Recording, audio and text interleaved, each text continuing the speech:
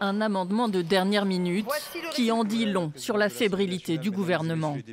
À quelques heures du vote à l'Assemblée nationale sur la suspension de la réforme des retraites, il propose son élargissement aux carrières longues, aux métiers difficiles de la fonction publique dont les pompiers, les policiers et les aides-soignantes, ainsi qu'aux personnes nées au cours du premier trimestre 1965. Clairement, c'est d'abord un acte de stabilité politique. 61% des Français qui ont besoin de cette stabilité, ils ont bien compris qu'il faut qu'un gouvernement puisse travailler pour répondre à leurs attentes. Il faut un budget pour la France. Une nouvelle main tendue à la gauche qui se déchire depuis l'annonce de cette suspension, condition posée par le Parti socialiste pour ne pas censurer le gouvernement.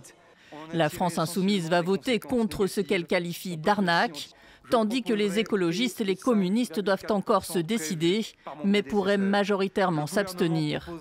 Le Rassemblement national, lui, votera pour, mais continue de réclamer la dissolution de l'Assemblée. Mon objectif, c'est pas de faire chuter le gouvernement. Mon objectif, c'est d'obtenir des élections. Et pour revenir aux élections, eh bien, il y a un moyen, c'est la censure du gouvernement.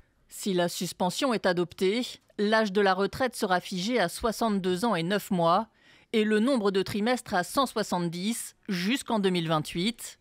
Mais si aucune réforme n'est votée d'ici là, les compteurs recommenceront alors à tourner.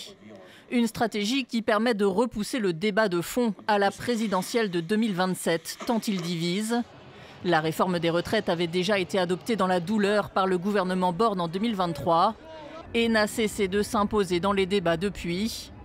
Les dernières concessions accordées par le gouvernement porteraient le coût de sa suspension à 2,2 milliards d'euros, tandis que le déficit de la sécurité sociale pour 2025 serait creusé à 23 milliards d'euros, soit 7,7 milliards de plus qu'en 2024.